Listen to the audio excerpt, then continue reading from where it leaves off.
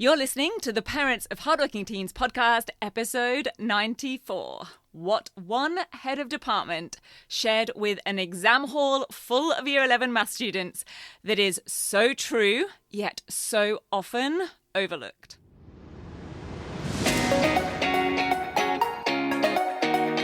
I'm Katie Jones, and with over 15 years in education as an award-winning high school teacher, international external examiner, and as a study coach, I've helped thousands of students skyrocket their results and confidence. And this podcast is where I share all my insights, tactics, and tips with you, the parent, so you can help your hardworking teen get happy, smart, and successful in their study, and have you both enjoy the journey along the way. This is the Parents of Hardworking Teens podcast. Hey there, my very important parents and carers. I hope your week is going brilliantly so far. And if you are on school holidays when this goes out, I hope that you and your teen are having a really lovely break. This is a very off-the-cuff episode because I'm recording it right after a day of teaching where for one of the lessons I was one of the supervising teachers in a big Year 11 maths exam. Now this was a formal internal exam for the end of what is term 1 here in Australia, where all of the students were in rows in the exam hall, all under exam strict conditions. And actually, it was probably treated almost like an end of semester exam, thinking about it now. And as I was doing the whole walking up and down the aisles, making sure that there was nothing on the desks that shouldn't be, trying not to trip over the most mammoth of water bottles. What is with these huge water bottles that just seem to be the trend these days? As I was doing that, I heard the head of maths, who was overseeing the exam and reading out the introductory information, say one thing that really made my ears prick up and my inner exam geek light on fire. He said, and I quote, "This exam is not just testing your maths ability. It's testing your ability to work to time," which I know is code for you are not going to have a spare 30 minutes to sit and relax at the end of this paper. Don't take things slowly as you work. Think carefully, because there isn't going to be lots of time or leeway if you do something wrong and have to start over. Now, I'm not sure if every student necessarily really took that on board, if they cottoned on to that message fully as I did, because I don't think it's a message that actually gets shared all that often. And I have to say, I was only there for the first half of the exam, so I didn't actually get to see how many students did get finished or didn't. But as you can tell, it definitely struck a chord with me. And as I was walking around, I was trying to will those messages into the students' brains through telepathy as I carried on walking up and down those aisles. Because we all know that the time pressure of exams is one of the things that adds to the stress of the examination experience. We could say that that pressure is not necessarily conducive to students being able to produce their best work, either because they're stressed and therefore perhaps not thinking as clearly and calmly as they might do otherwise, or because outside of exams, we can often produce work and then take the time to edit or refine it. Not going to happen in exams, right? And this is just another example of why I have so much to say about exams, why I think many students are not quite seeing them for what they are. Exams are not demanding perfection. That's the good news. Even the very top mark in an essay in an English exam, for example, allows for 1 or 2 minor slips in something like spelling, punctuation, and grammar.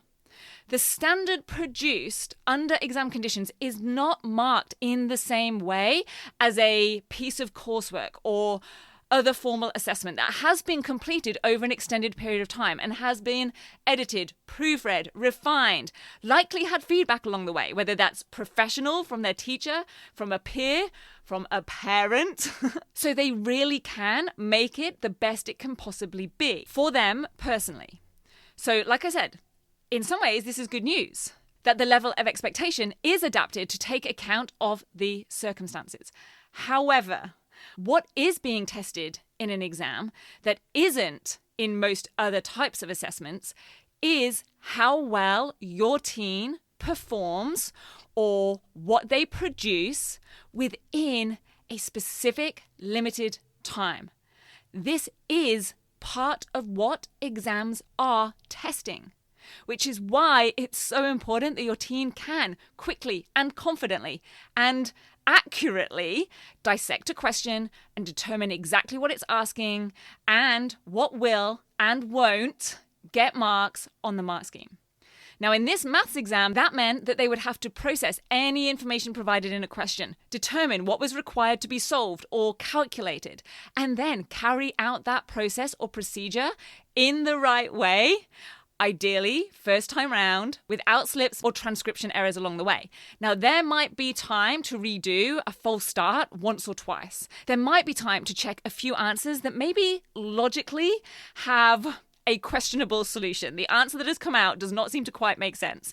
But there's not going to be time to go back over everything meticulously. And that is the nature of an exam. And this is the case across most exams and subjects as students move up through the year levels. So if your teen is still in those lower year groups in high school, maybe years 7 to 9, perhaps even year 10 a little bit, this still happens, they might well have plenty of time to complete an exam paper. I have actually seen schools and subjects do this on purpose, where they'll say things like, hey, look, we want you to have plenty of time to really produce your very best work or best possible answers. And there's no problem with that. I think it can help to build confidence and reduce the fear factor of exams. But what often isn't said or shared is, it's not always going to be like this. And then what happens is suddenly in those senior years, in year 12 or 13, or for A-levels or GCSEs, the exam paper is literally timed to be able to complete it, not to have plenty of time. And for students to be well aware of this is super helpful. And even better for that to be before they are sat in the exam hall. Now, I'm not saying that these students hadn't been told that before. I have no idea. I kind of feel like they weren't, but that was just the vibe I got. And from my experience with working with students in Rock Solid Study who feel like things have suddenly ramped up or their results and performance have suddenly ramped down once they hit a certain level, this can be one of the reasons. So here's what I like to do for students. I make it really clear that exams are not just testing their subject knowledge. You will have heard me say that so many times. Exams are also testing their ability to put that knowledge across in the way that the question demands and the mark scheme requires, succinctly, clearly, within the time given. That's why I talk about the 6 elements of exam technique. Exam technique is not just one thing. There are multiple interwoven skills required to perform to your potential in academic exams. And that isn't even including the subject knowledge. And this is one of the reasons that I suggest students get used to working within time constraints, even when they don't have to. Now, if time is a bit of an issue for your teen or it's something you'd like them to have more of, then definitely check out episode 5 on this podcast for more on this. The episode is called More Free Time Without Sacrificing Grades. And one example that I cover in there is a concept that I call scheduling outcomes. So students aren't just thinking to themselves or saying, hey, I'm just going to go do some research for that report, without a clear idea of how many pieces of evidence or research they need and in what time frame. So instead, what I'd encourage them to do is say something like, I'm going to find 5 quality sources within the next 40 minutes. Or for maths, instead of saying, I'm just going to go work on my maths or I'm going to work through those questions, they would say, I'm going to get these 3 practice maths questions, maybe it's 5, 6, and 7, done in 20 minutes. And there are so many benefits to this. It gets your teen used to working to time limits and therefore also increases their awareness of how long tasks actually take them, which in turn allows them to plan their time and their tasks much more accurately. It increases your teen's focus and therefore reduces procrastination or the likelihood of distraction. And therefore, it means they're going to get tasks done quicker, likely to a higher quality because they're not getting distracted, and it's going to give them more time for other things in their life. So I'm not talking about speeding through and rushing through something in a slapdash kind of way just for speed and just for time. I'm talking about focused, high quality, productive time. And personally, I do think that this is a great life skill to build. Because no one's boss wants you to be taking twice as long on a task than they have planned for it in their systems or in the business for it to take. Just think about the flack that anyone in the building or trade industry gets when they get behind schedule. Or at the supermarket. I personally love a fast and efficient grocery scanning person on the checkout. In fact, one of my slightly sad but true personal challenges, and I know a lot of people hate this, the packing system of Aldi, where they just fire it off the end and you're supposed to pack it afterwards. I slightly love it because I treat it like my personal challenge to pack as fast as they can throw the items at me. And I remember in my first barista job at the local coffee shop when I moved over to Australia, which I did whilst I was getting all my teaching documentation processed, I vividly remember being judged on not just the quality of the coffees that I was producing, but how fast I could do them. Because I was pretty slow at first. I was just trying to get it right. And one of the managers said to me, "You just need to move faster." At another cafe I also worked at, I remember the barista there telling me that his interview or trial, if you like, was basically a stack of orders lined up along the machine that the owner had put on there, and they just timed how quickly he got through them all. Obviously, needing to be good quality as well. And actually, as I say this is a really good analogy for exams. I've just realized the whole coffee making thing.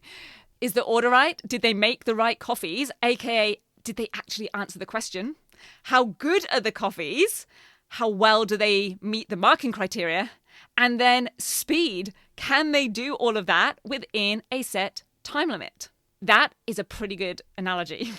And this is probably a good way to round this out. Because really, my message for this week is kind of an excuse to remind everyone that exams are not just testing subject knowledge, and to focus on the fact that, yes, they're testing many different skills, and one of those is working to time. So this is a little suggestion, invitation to consider how your teen could build this skill into their study on a regular basis and in preparation for any exams. Now, if you know any parents who have teens that are going to be taking exams this year who might benefit from this sort of information right now, then I would love it if you send them a screenshot of this podcast, or you can tag them in one of our Facebook or Instagram posts and they will find it that way. Hey, maybe they'll even buy you a coffee to say thank you. Have a fabulous rest of your week. I will meet you back here next week. Take care. Bye.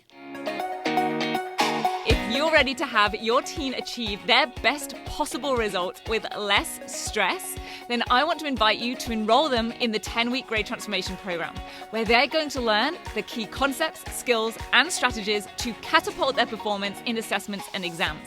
It's risk-free. They either achieve bigger and better results with a whole lot more confidence in 10 weeks, or we refund you in full. Just head over to www.rocksolidstudy.com/program, and I'll see you there.